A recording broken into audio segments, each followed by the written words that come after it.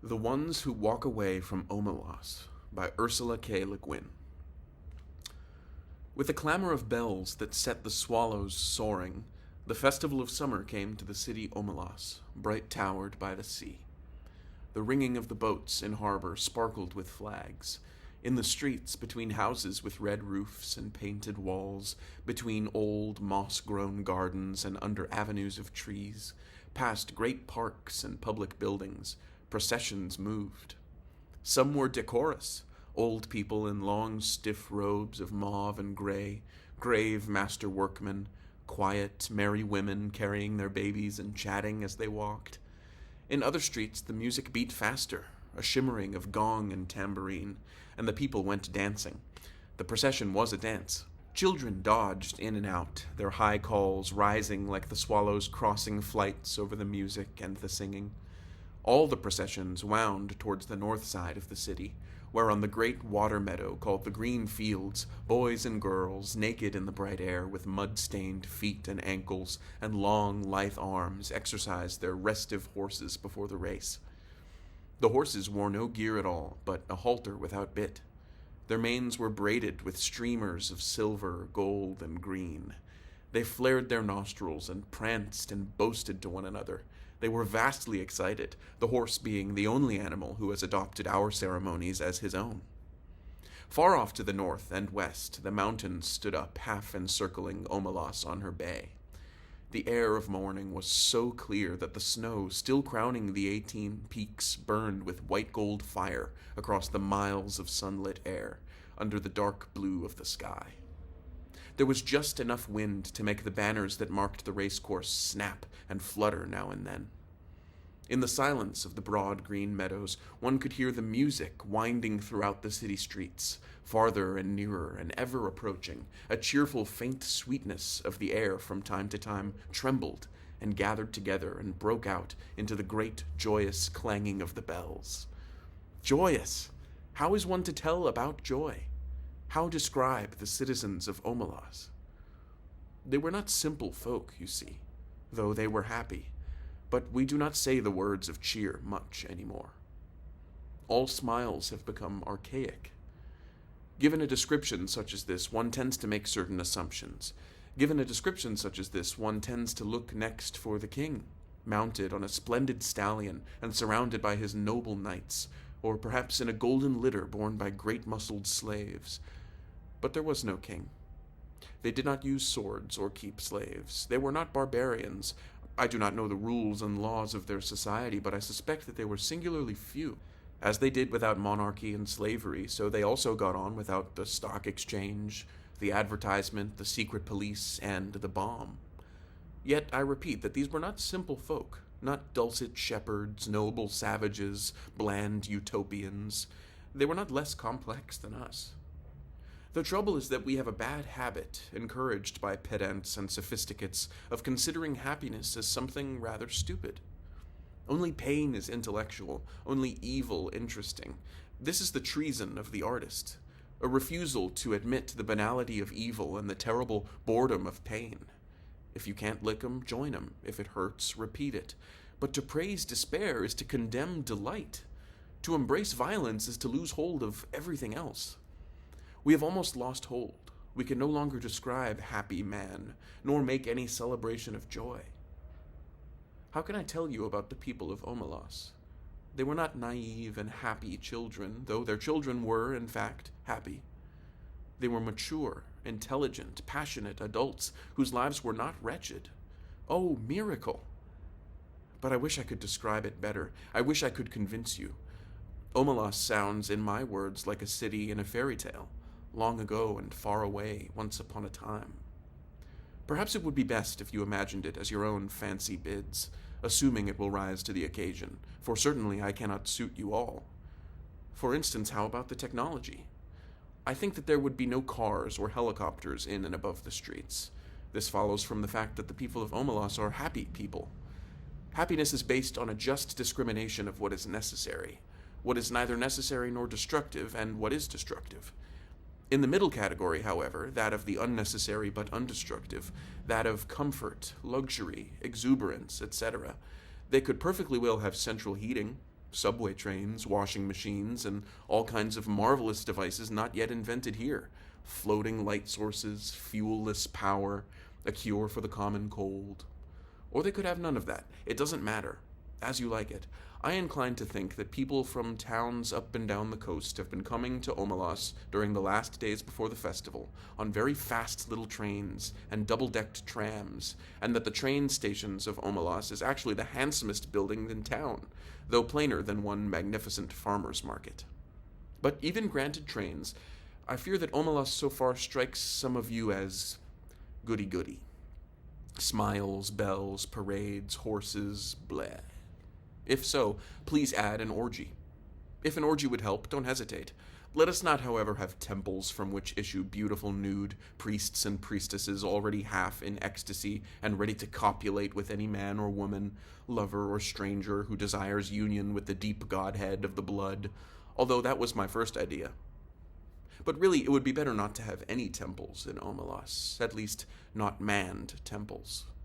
Religion, yes. Clergy, no. Surely the beautiful nudes can just wander about, offering themselves like divine souffles to the hunger of the needy and the rapture of the flesh. Let them join the processions. Let tambourines be struck above the copulations, and the gory of desire be proclaimed upon the gongs, and, a not unimportant point, let the offspring of these delightful rituals be beloved and looked after by all.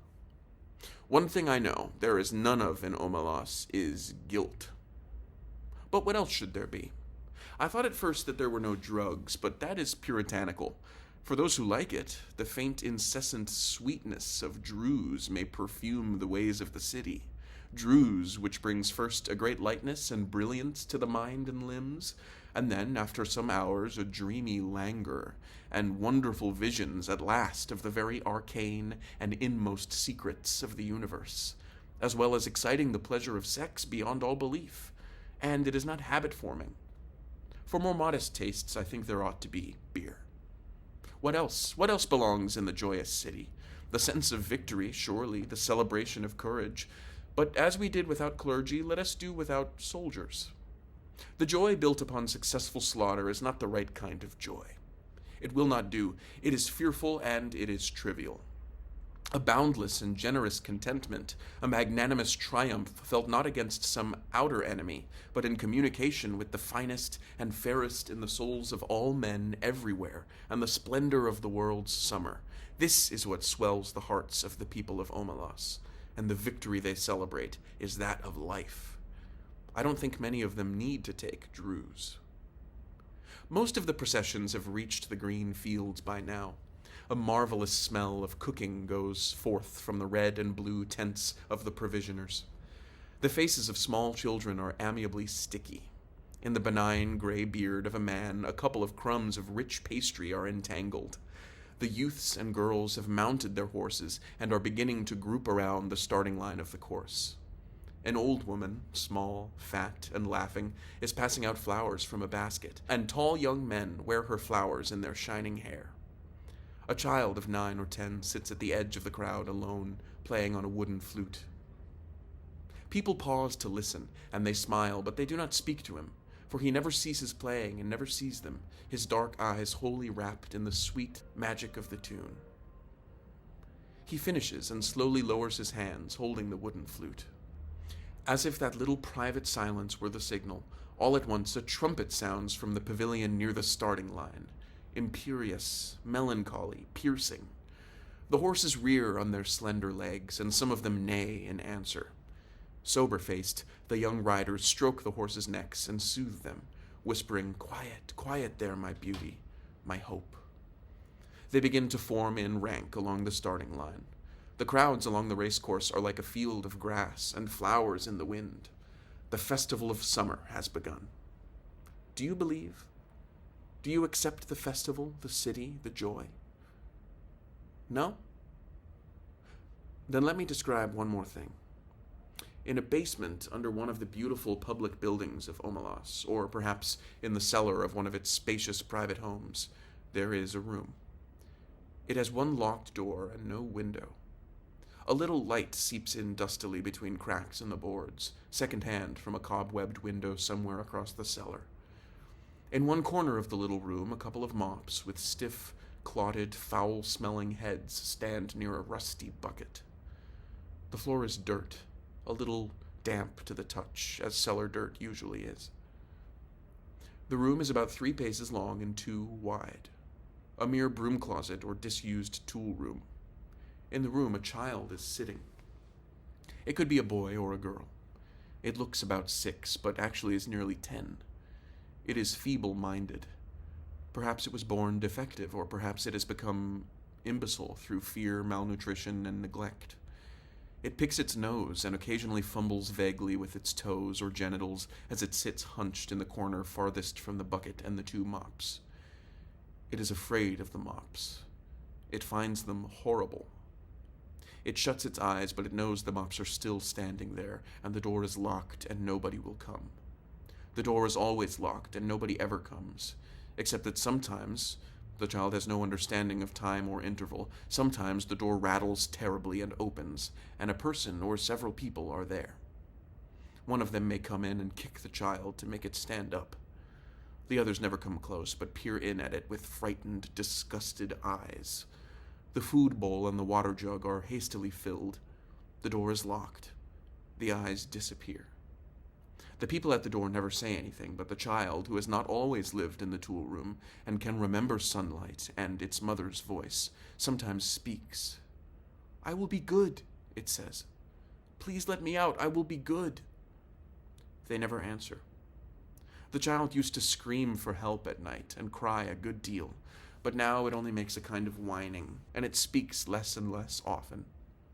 It is so thin there are no calves to its legs. Its belly protrudes. It lives on a half bowl of cornmeal and grease a day. It is naked. Its buttocks and thighs are a mass of festered sores as it sits in its own excrement continually. They all know it is there, all the people of Omelas. Some of them have come to see it. Others are content merely to know it is there. They all know that it has to be there. Some of them understand why, and some do not, but they all understand that their happiness, the beauty of their city, the tenderness of their friendships, the health of their children, the wisdom of their scholars, the skill of their makers, even the abundance of their harvest and the kindly weathers of their skies, depend wholly on this child's abominable misery. This is usually explained to children when they are between 8 and 12, whenever they seem capable of understanding, and most of those who come to see the child are young people, though often enough an adult comes, or comes back, to see the child. No matter how well the matter has been explained to them, these young spectators are always shocked and sickened at the sight. They feel disgust, which they had thought themselves superior to. They feel anger, outrage, impotence, despite all the explanations. They would like to do something for the child, but there is nothing they can do. If the child were brought up into the sunlight out of that vile place, if it were cleaned and fed and comforted, that would be a good thing indeed. But if it were done, in that day and hour, all the prosperity and beauty and delight of Omelas would wither and be destroyed. Those are the terms. To exchange all the goodness and grace of every life in Omelas for that single small improvement. To throw away the happiness of thousands for the chance of happiness of one. That would be to let guilt within the walls indeed. The terms are strict and absolute. There may not even be a kind word spoken to the child. Often the young people go home in tears, or in a tearless rage, when they have seen the child and faced this terrible paradox. They may brood over it for weeks or years, but as time goes on, they begin to realize that even if the child could be released, it would not get much good of its freedom. A little vague pleasure of warmth and food, no real doubt, but little more. It is too degraded and imbecile to know any real joy.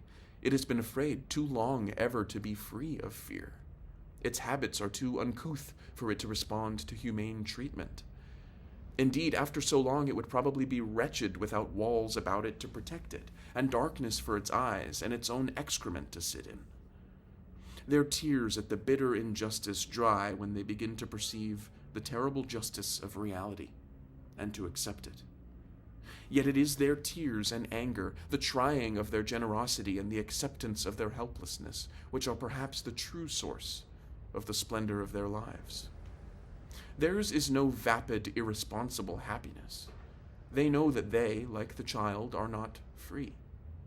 They know compassion. It is the existence of the child and their knowledge of its existence that makes possible the nobility of their architecture, the poignancy of their music, the profundity of their science. It is because of the child that they are so gentle with children. They know that if the wretched one were not there, sniveling in the dark, the other one, the flute player, could make no joyful music as the young riders line up in their beauty for the race in the sunlight of the first morning of summer. Now do you believe them? Are they not more credible? But there is one more thing to tell, and this is quite incredible. At times, one of the adolescent girls or boys who go to see the child does not go home to weep or rage. Does not, in fact, go home at all. Sometimes also a man or a woman much older falls silent for a day or two, then leaves home. These people go out into the street and walk down the street alone. They keep walking and walk straight out of the city of Omelas, through the beautiful gates. They keep walking across the farmlands of Omelas. Each one goes alone, youth or girl, man or woman. Night falls. The traveler must pass down village streets, between the houses with yellow-lit windows, and on out into the darkness of the fields. Each alone they go west or north, towards the mountains. They go on. They leave Omelas. They walk ahead into the darkness, and they do not come back. The place they go towards is a place even less imaginable to most of us than the city of happiness. I cannot describe it at all. It is possible that it does not exist. But they seem to know where they are going, the ones who walk away from Omelas.